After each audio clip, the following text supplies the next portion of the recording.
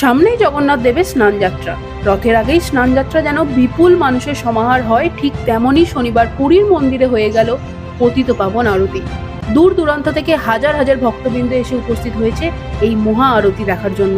রথের আগেই পুরী যেন মহামানবের মিলন ক্ষেত্র।